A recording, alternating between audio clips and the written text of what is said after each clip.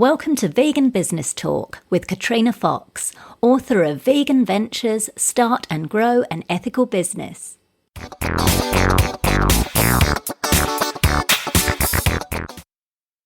Hello and welcome to episode 73 of Vegan Business Talk.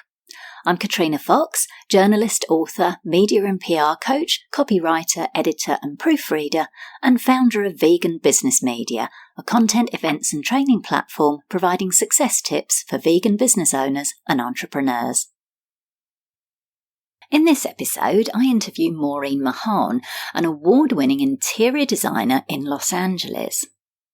Maureen is a designer on HGTV's House Hunters renovation and was named one of Angelino Modern Luxury magazine's Dynamic Women of Los Angeles. She began her foray into home renovation when she bought a dilapidated duplex near Los Angeles' trendy Melrose Avenue and did much of the remodeling work herself.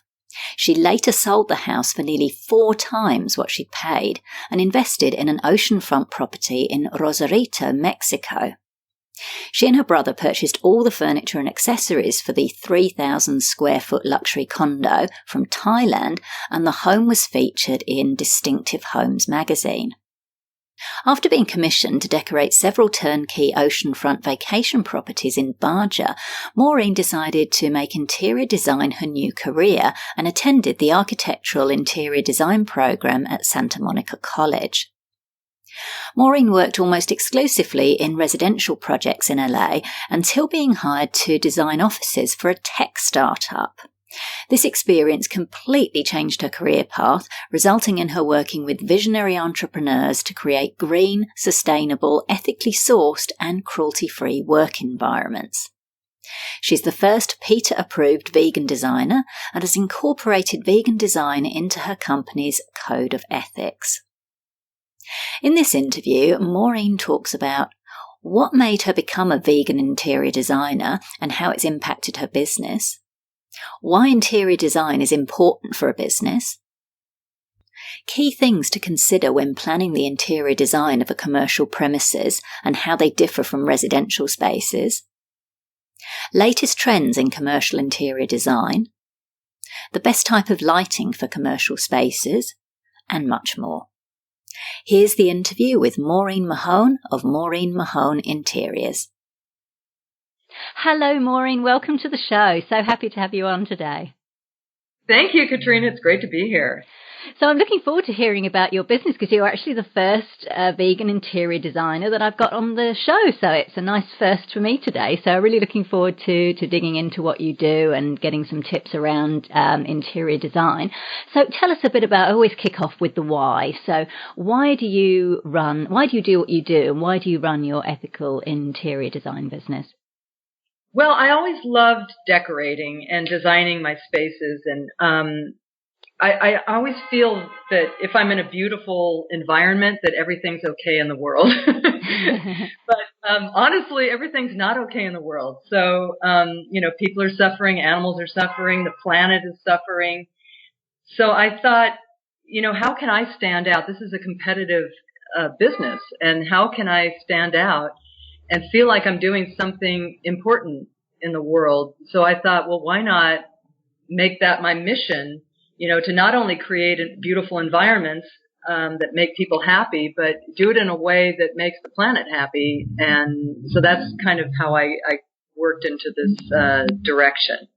So that's fantastic. That's great. I love that, like you said, you're able to, as a service provider, particularly, to bring those ethics into your work. That's great. Now, you're the face and name of your brand. So tell us a little bit about your choice to go in that direction, because I always kind of find it interesting about how people choose to name their businesses, whether they name them after themselves or in other ways. So just tell us a little bit about why you went that way. Well, I never really thought about how I was going to name my business. I just said, okay, I'm starting my business as Maureen Mahon Interiors. So, but bringing the vegan thing in, I guess I was working on a documentary about animals, and I started meeting more animal activists and going to marches and things like that. And as I learned more from those people, especially about the egg industry, I was just so you know, vegetarian in quotes, because I also had would occasionally eat fish. And I did that since I was probably 9 years old, off and on. And then like 29 years straight where I was pretty, I didn't go off of that. I was vegetarian who occasionally ate fish.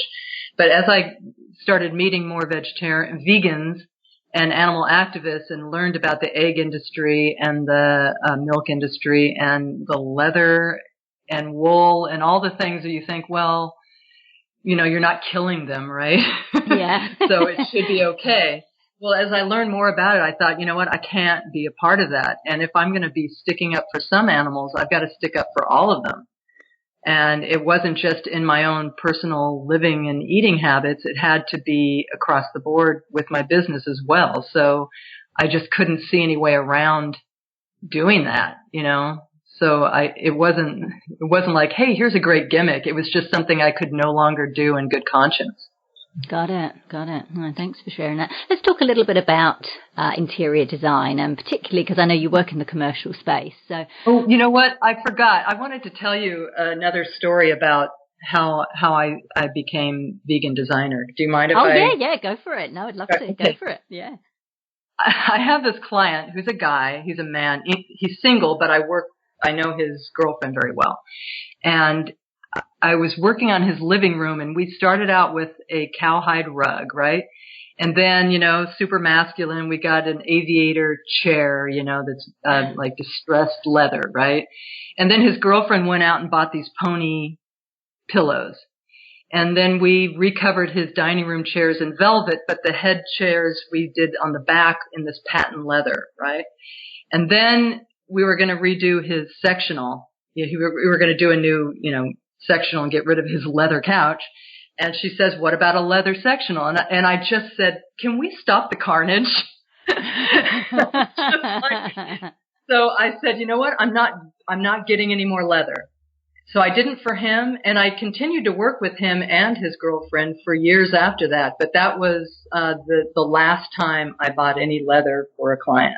Wow. Oh, I love that. I'm really glad that you shared that. So what reaction did you get when you said that? Well, I said it jokingly. I'm not a real serious person. I'll joke with people. And she laughed about it, and she agreed, okay, yeah, that probably is a lot of leather in here. So we ended up getting a linen sectional.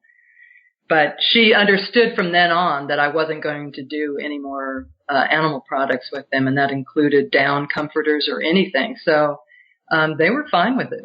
That's great, because that's actually going to be one of my questions I was going to ask you a little later, but I might as well segue into it now. And then how are you then perceived in the industry as a vegan running an interior design business? And I'm just wondering if that's presented any particular challenges in regards to your business. So maybe you've missed out on being, awarded certain projects, or you've had to turn projects down for ethical reasons.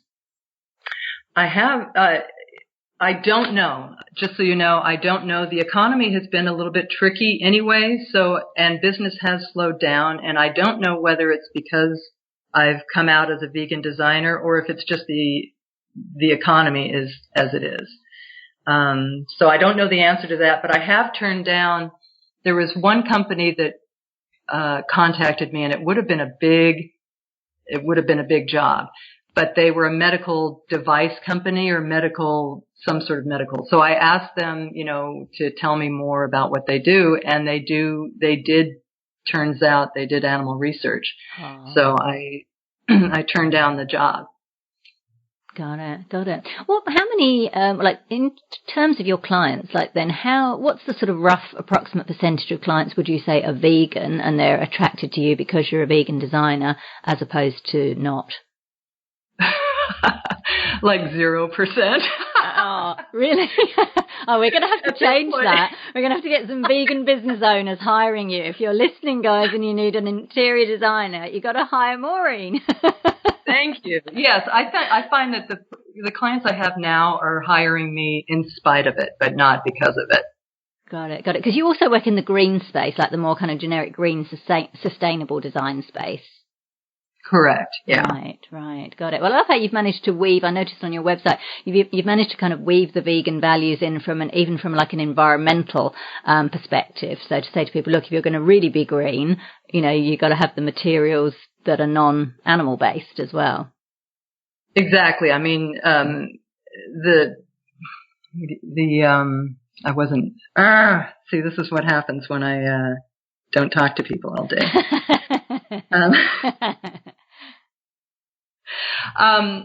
Greenhouse emissions come mostly from agriculture. That's what I'm trying to think of. Agriculture is responsible for more greenhouse effects than any of all forms of transportation combined. So when you think of leather, you can't really be a green company if you're using leather or animal products in your designs. Got it. And you're finding people are being a bit more open to that now, like we've seen in the last couple of years, that veganism's kind of become trendy. So are you seeing people being a little bit more open to that? Absolutely. I find that, when they don't necessarily come to me because of that, but when I tell them that, they're like, oh, okay. That's it. They don't make a big deal out of it. I don't lead with that. Sure. Although I do know there was one other designer who's actually, I was the first PETA approved vegan designer, but this woman is the second and the only other one. So I contacted her and, just asked if, this goes to one of your later questions about partnering with other designers. I did contact her and we did, talk about partnering, whereas she's on the East Coast and I'm on the West Coast, that, if she has a client who is on the West Coast, I could kind of be her boots on the ground here and vice versa. Got it. She definitely leads with the vegan design, and I realized that, she really embraces it, and it made me realize that you can embrace it. I should embrace it more and lead with it more, but I haven't been. I've been kind of like as an aside.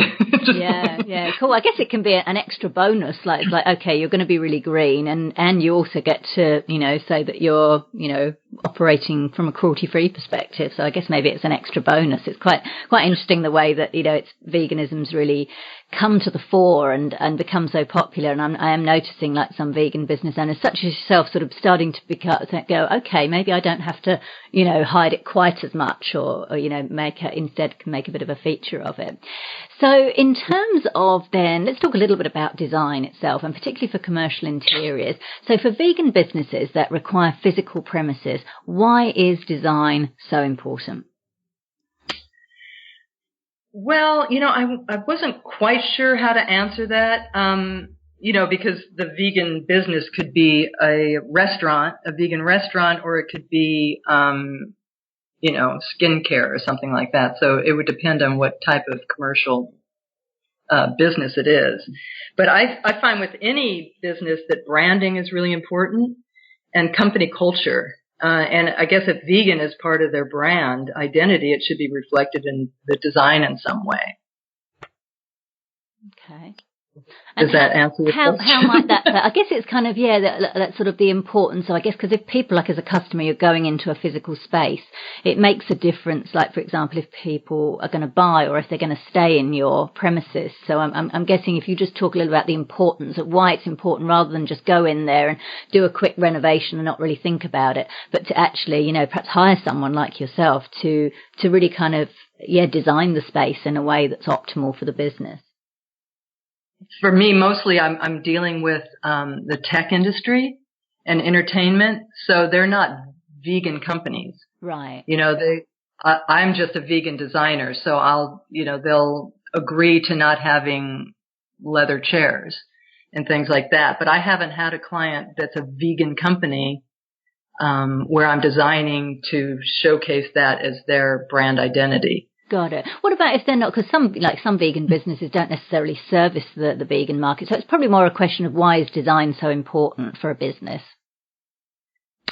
Well, design, you have branding. What I generally do when I meet a new company is I go through their website and I look at what their logo looks like and what their company culture is and what kind of people they are and how they want to represent themselves to the world.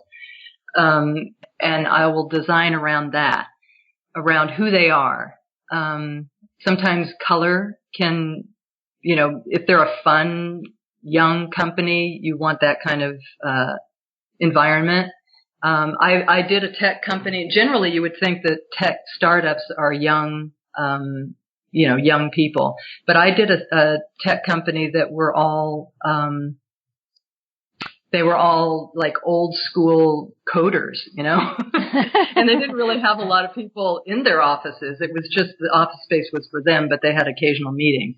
But yeah, they were all in their 40s and over, and they hated color, which is really unusual for a tech company. So, I mean, I could barely get away with blues, really? like blue. Wow. And so it really, yeah, and it had to be like so light that it was practically white. So, it just depends. There's generally a personality. Every company has its own personality, and it's just a matter of getting to know their personality and creating a space that reflects that. Got it. Now that makes good sense. Yeah, excellent. Thank you. So what would you say are some of the mistakes that businesses make when it comes to interior design? Like if they're left to their own devices, so they haven't, employed someone professional like you, they've just kind of, gone at it on your own. What would you say the kind of moments are? Well, one big mistake is having the boss's wife do it.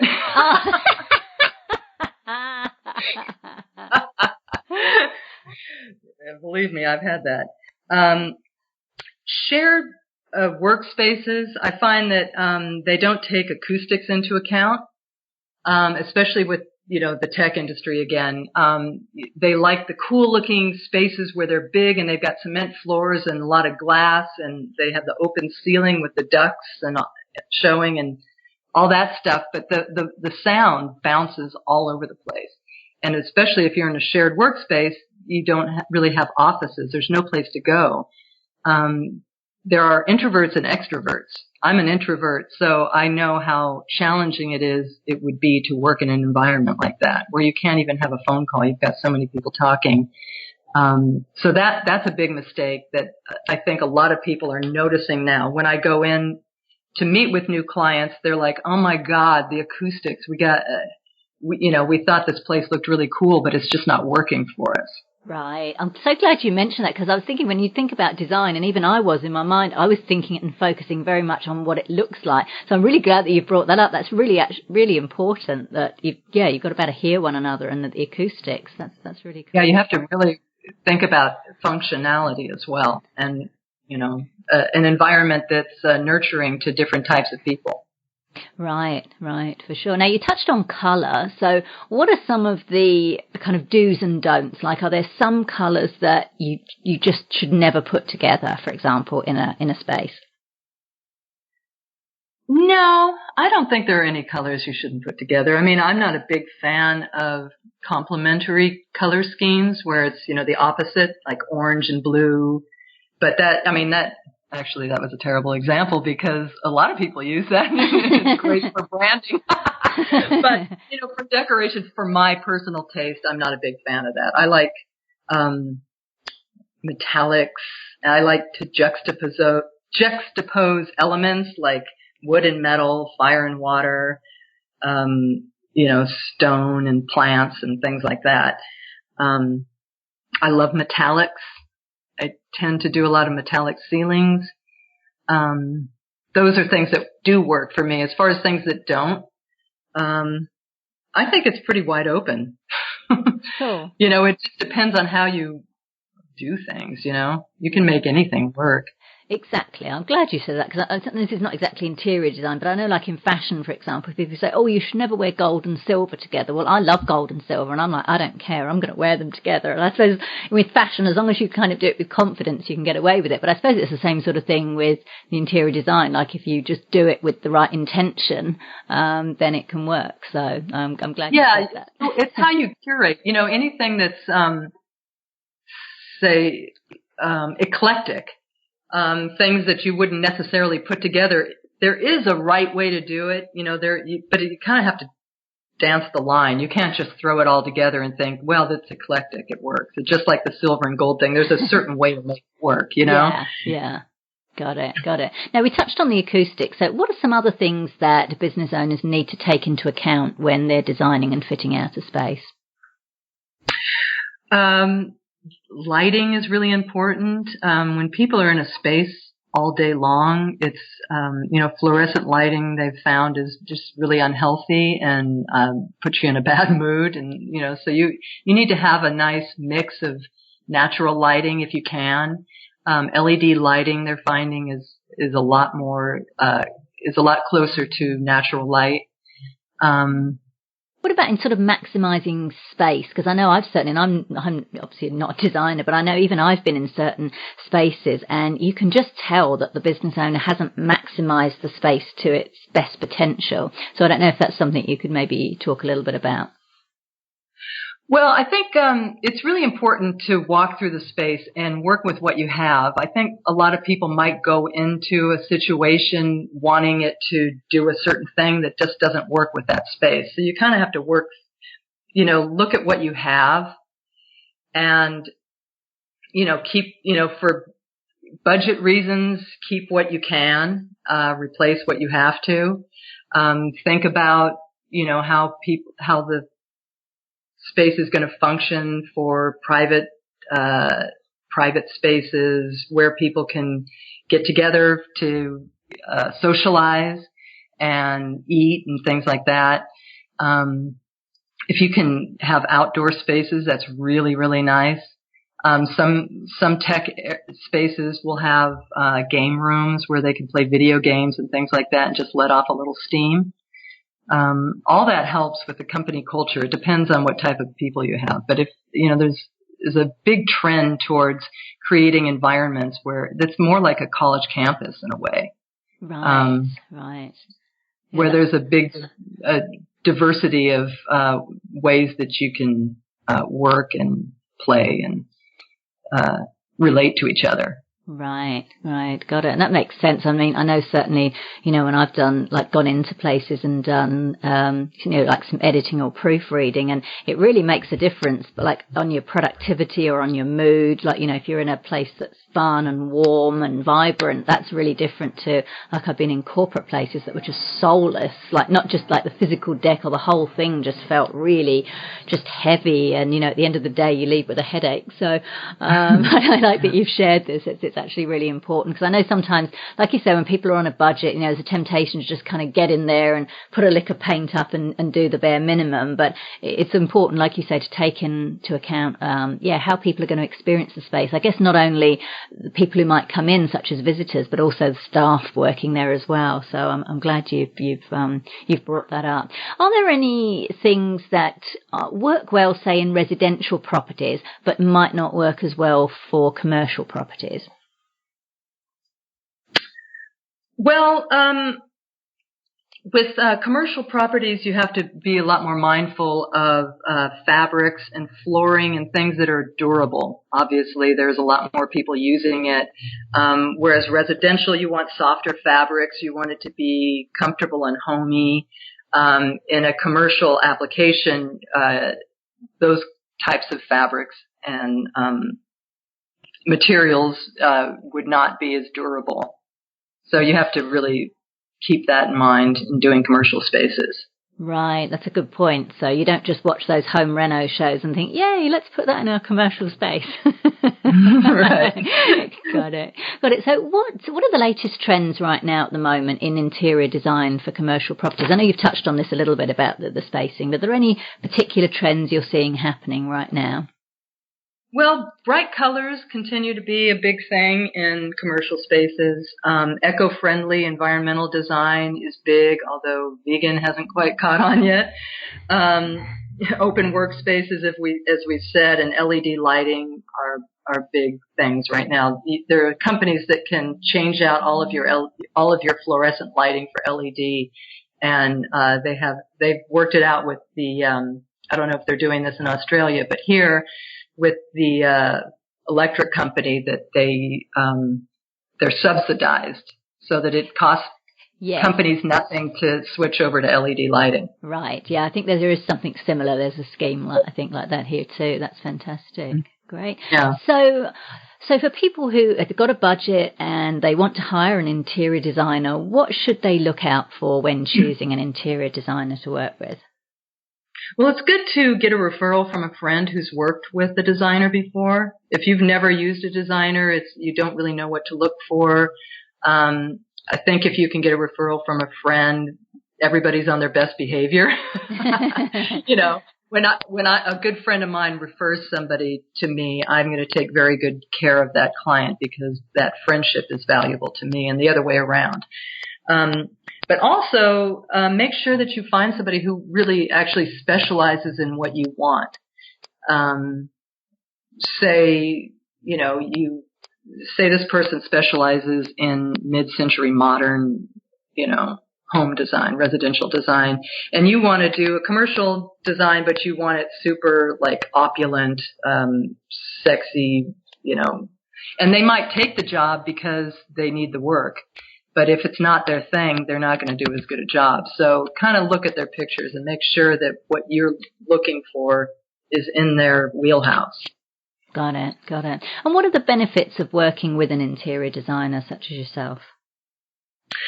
Well, designers have, we've spent a lot of years vetting contractors and suppliers and streamlining the process, whereas if you tried to do it on your own, you might have a lot of contractors flake on you. They can steal your money and never show up again.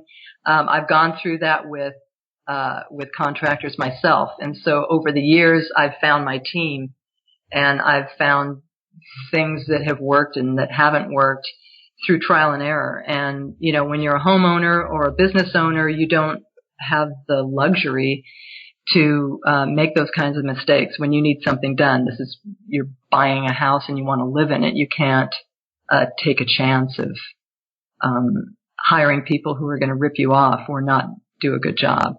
Fantastic. So you mentioned you have a team there. So basically, is it right that you kind of work with people from the beginning? So you work out the design and then you help them to implement the design by bringing on the contractors. Like, do you manage the whole thing? I'm just kind of curious as to your role as an interior designer.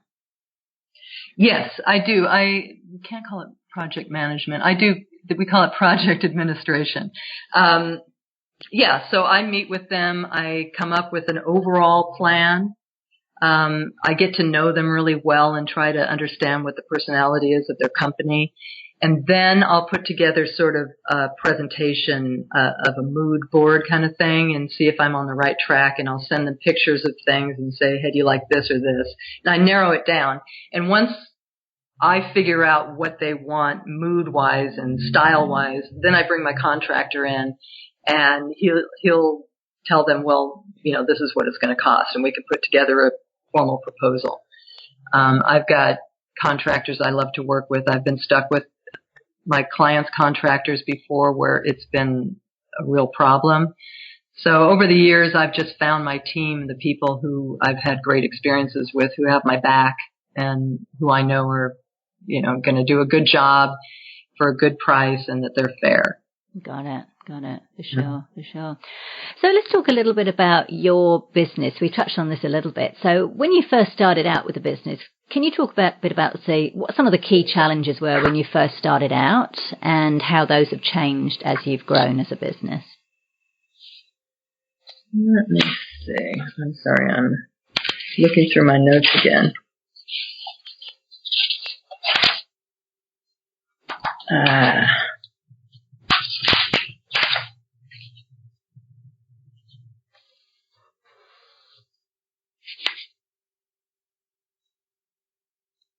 Oh, okay. I'm sorry. Can you ask that again? Okay. Yeah, sure. So when you were first starting out your business, Maureen, what were some of your key challenges when you first started the design business, and maybe how have those challenges changed as you've grown? Well, when I started out, I was actually in my 40s when I went back to school to go for interior design. So as soon as I was done with the classes I needed, I hung my shingle and I started working, but they never taught us any business courses. So I didn't know how to run a business. That was trial and error. I ended up getting a bookkeeper, and that helped a lot because she keeps me on top of things with my taxes and things, everything that I need to do, and doing my invoices and making sure that I collect so that is kind of covered now. But that was definitely a challenge. And I think, back to contractors, finding my team was a big challenge. And so that I just overcame with time, by finding my people and sticking with them.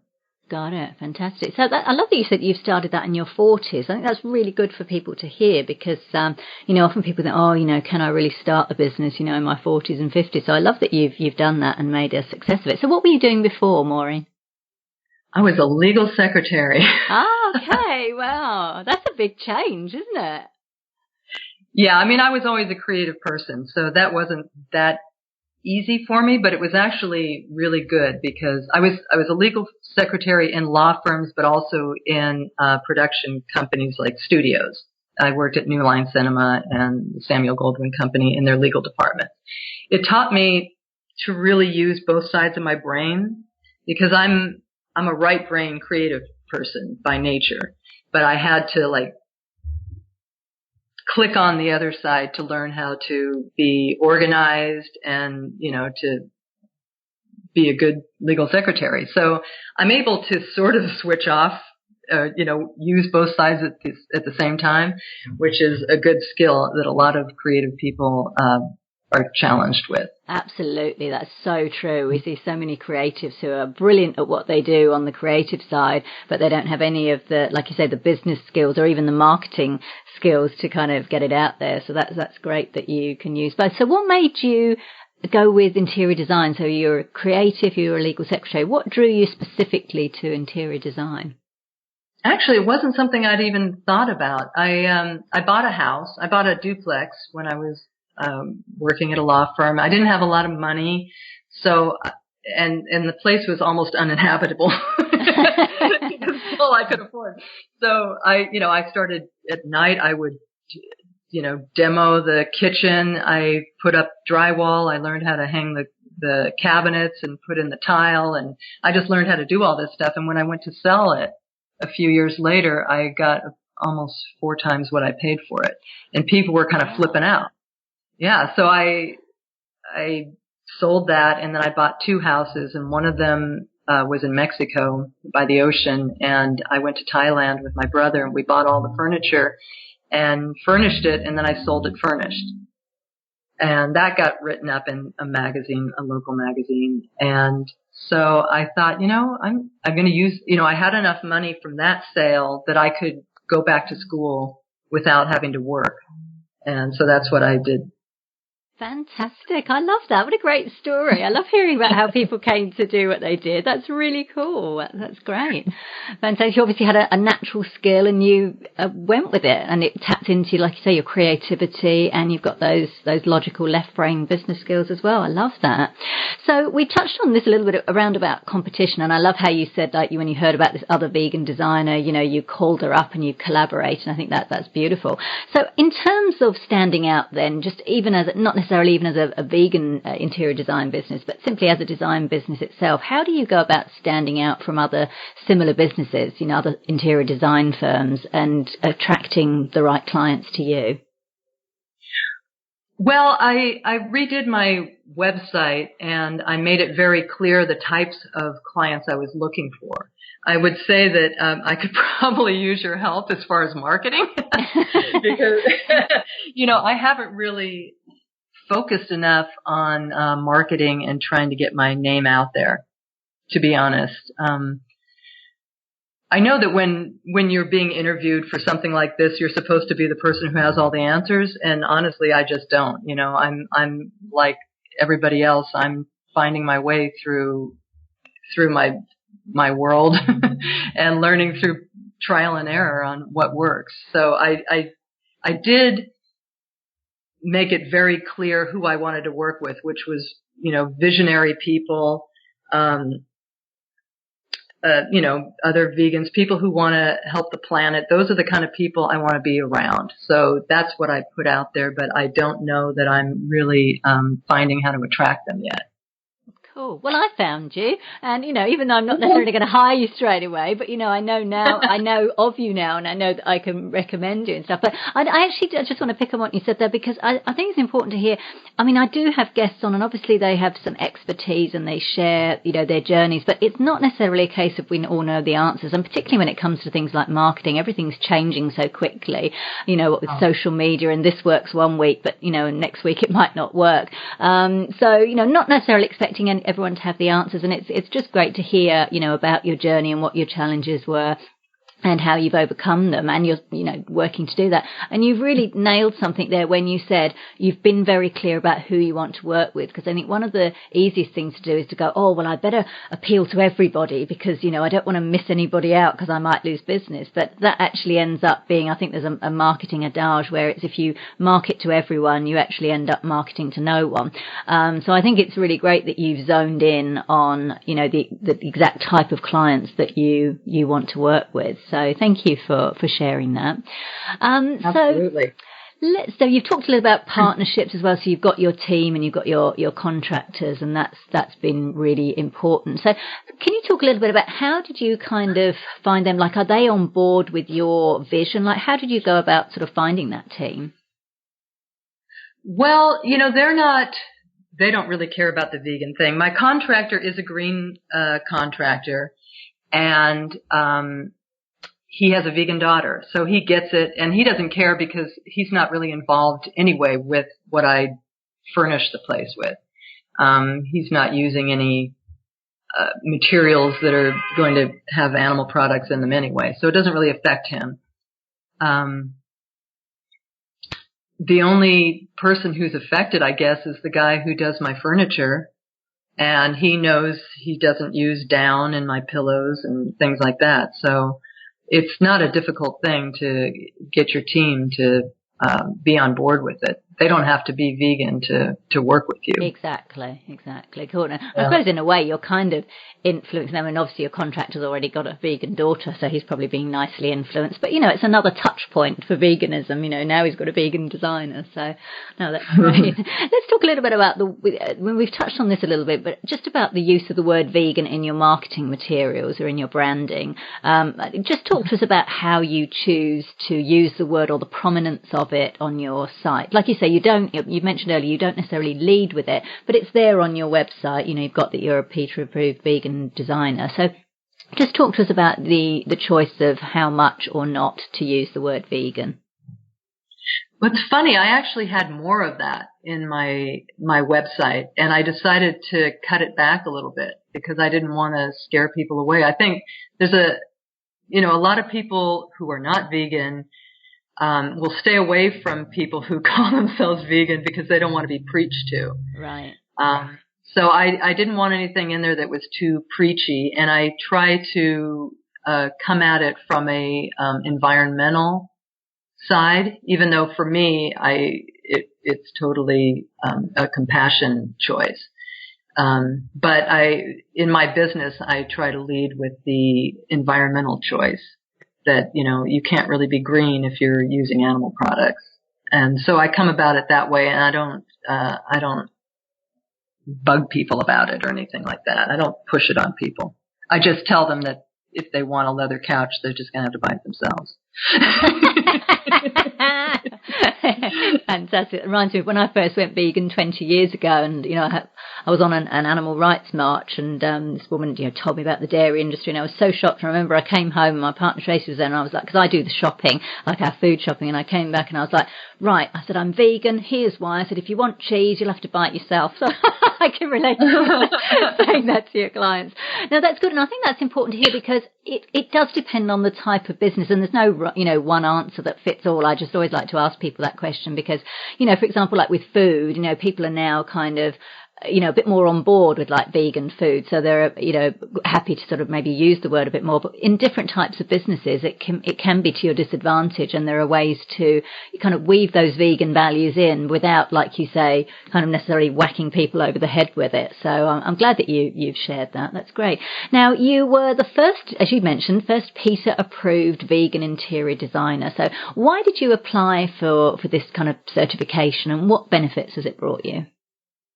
Well, I actually had a client, and they were a skin and hair care company, and I did all of they had a 50,000 square foot facility.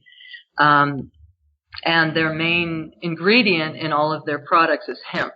So that was where I first became aware of brand identity, and I designed everything around eco-friendly. They also had, I'm sorry if I'm kind of going off a little bit here, but they also had a rock and roll magazine, and they had a nonprofit organization called the Get Together Foundation. I guess I'm plugging them now. But so I wanted their design to incorporate all of that. So I made sure not to have any animal products in the designs, and this was before I was a vegan designer. And I used hemp linens and hemp wallpapers, and I wanted a sense of community by hiring local artists and things like that. And when they told me that they were a PETA approved company, I thought, hey, that's a good idea.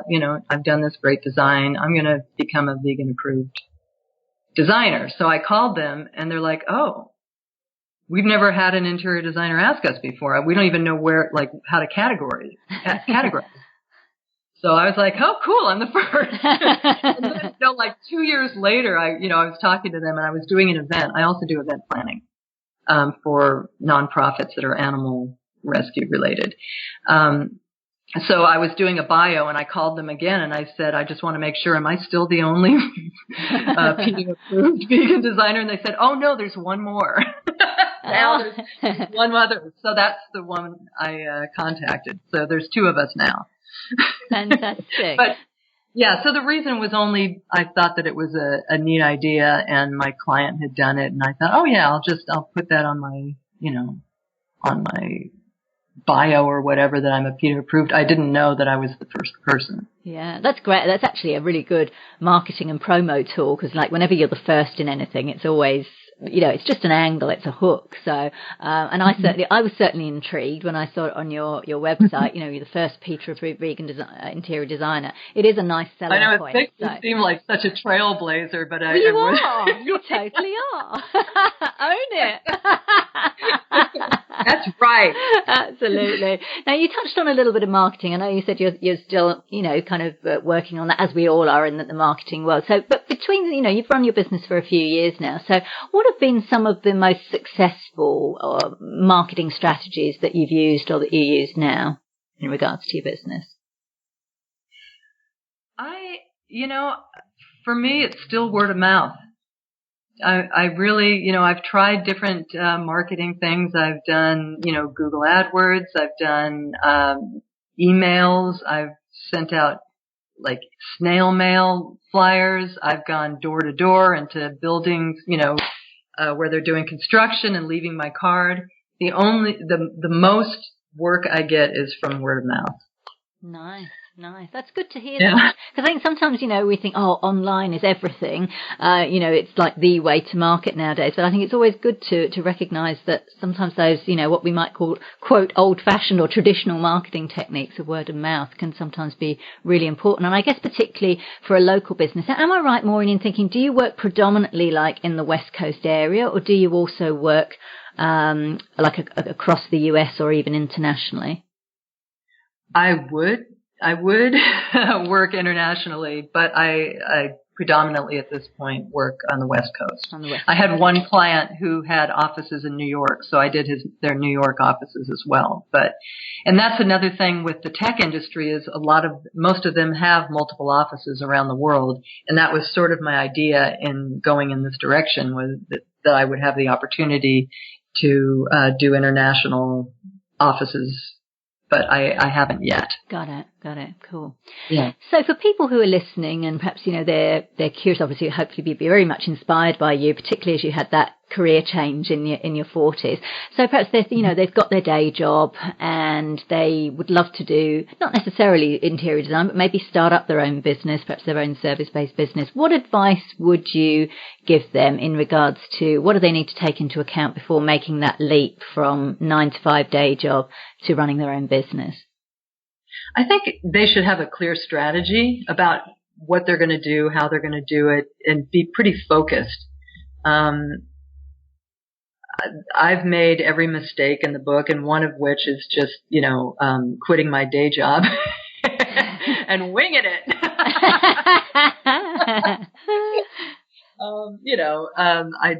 I wasn't that, I knew what I wanted to do, but I didn't exactly know how to do it. At the time, things were a little bit different. Just as far as being an interior designer, and I was just doing residential, and it was pretty simple when I first started.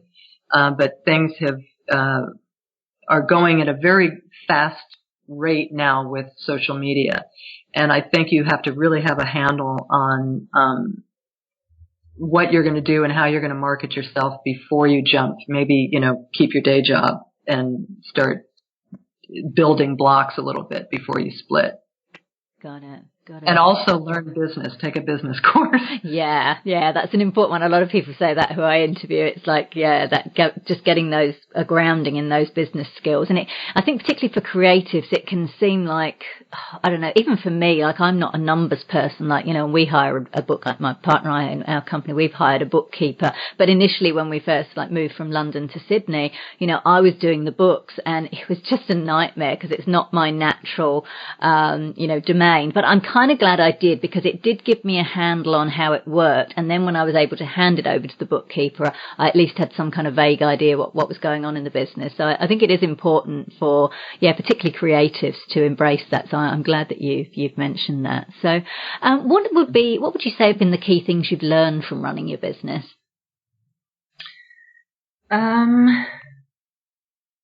What have I learned?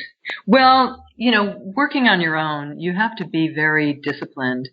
You have to know, in the big picture, where are you trying to go? What are you trying to do? What are you trying to achieve? And then work in from there. So what do I need to do this week? What do I need to do this month? What do I need to do this week? What do I need to do today? And you have to have the discipline to do those things, to write your to-do list and do it. I think it's probably, if you're not a disciplined person, it's probably very difficult to work at home. Right. Yeah. And we were talking earlier, before we came on air, because I work from home as well. And you're absolutely right. There's so many distractions that you have to kind of go, okay, this is where I'm working. This is what I'm doing. And, to keep focused on that. So I can certainly relate to that. So fantastic. And I also break up my week so that, I don't have too many days working at home in a row. Because you can become a hermit. It's very, it can be really hard to work 2 or 3 days in a row. So I'll do maybe 2 days and then I'll have a day where I'm running around doing errands or a day that I'm seeing clients. So I block out my week very strategically like that so I can break things up. Oh, that's smart. I think that helps. Yeah, that's a smart move. So, final question then, Maureen, what's your long-term vision for yourself and your business?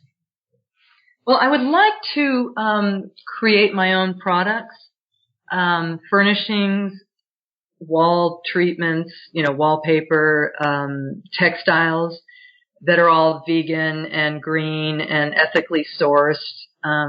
We haven't talked that much about the ethically sourced thing. I want to work with companies that empower underserved communities, rather than using sweatshops and, it's really hard to control the supply chain. So I'd like to work directly with green companies that create fabrics and things like that where you have a little more control over the supply chain. Got it. So you touched on that ethically sourced. So is that something that you work with your clients as much as you possibly can to ensure that ethically sourced products are used in the projects? I do. But again, it's hard to know. It's hard to track the supply chain. There's so many hands in the pot.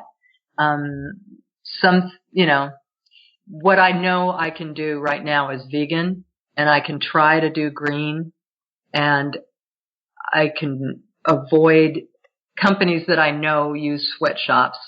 But sometimes, things are going to fall through the cracks. You just don't always know unless you have control. And that's why I'd like to start my own line at some point where I have a little more control over where things come from. Got it. That would be fabulous. Well, you let us know when that happens. We'll certainly give that a plug. So I hope that, for people listening, particularly if you're in the LA area, to get in contact with you if you're got a space and you're about to move into it.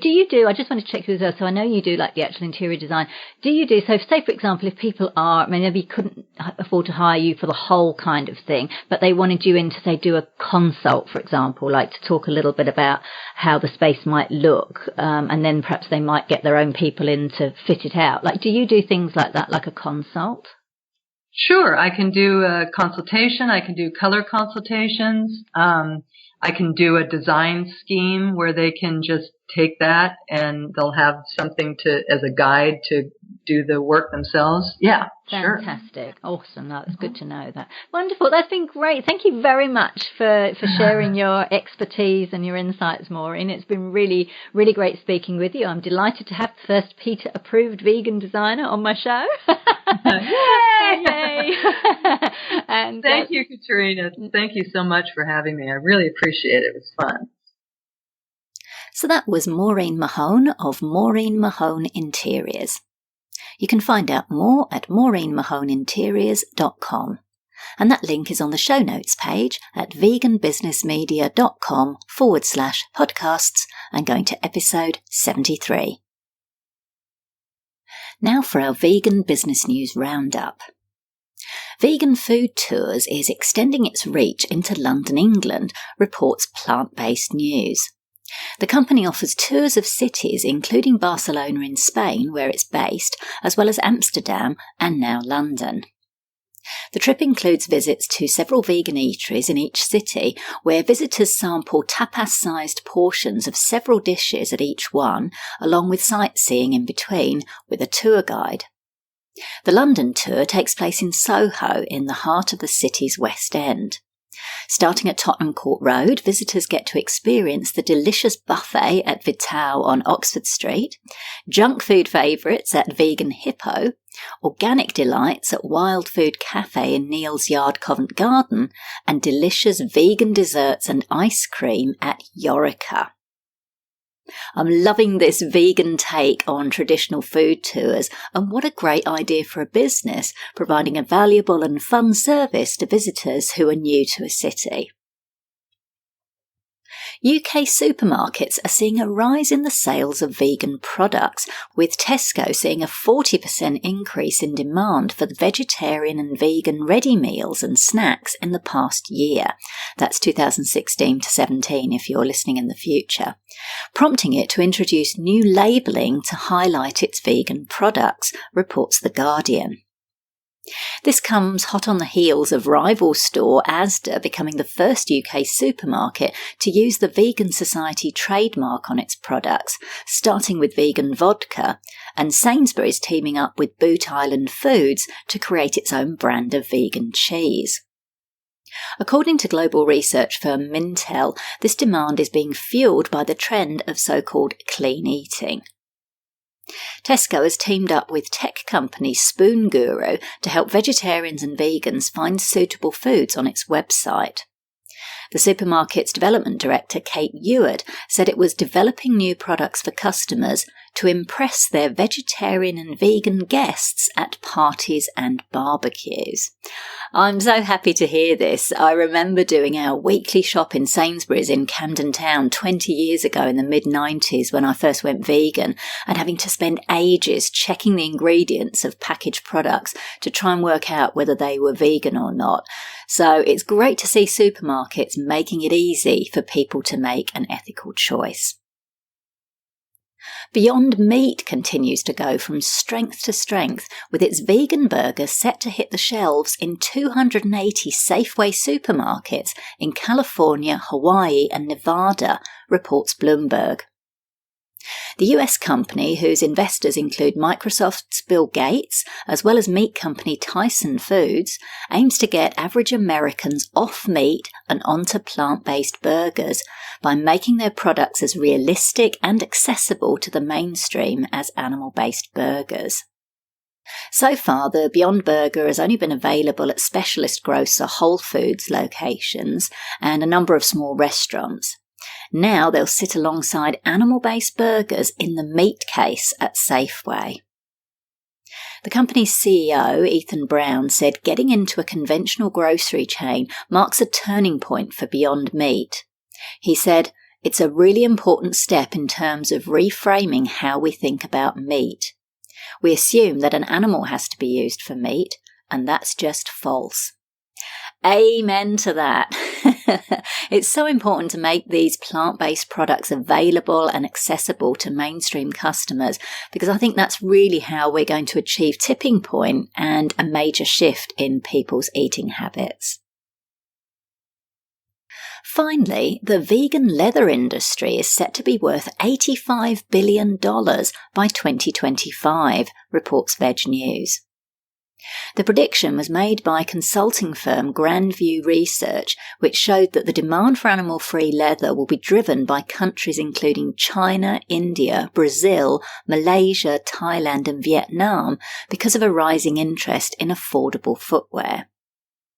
Grandview Research says polyurethane is the fastest growing material in the sector because of its durability, the fact it costs less to produce, and its water-resistant qualities.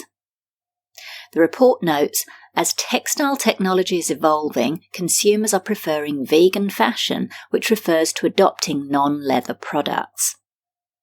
I think this is worthy of another amen. It's fantastic to see developments like this in sectors outside food. Now, when I posted this story on LinkedIn earlier this week, someone commented that polyurethane isn't particularly eco-friendly.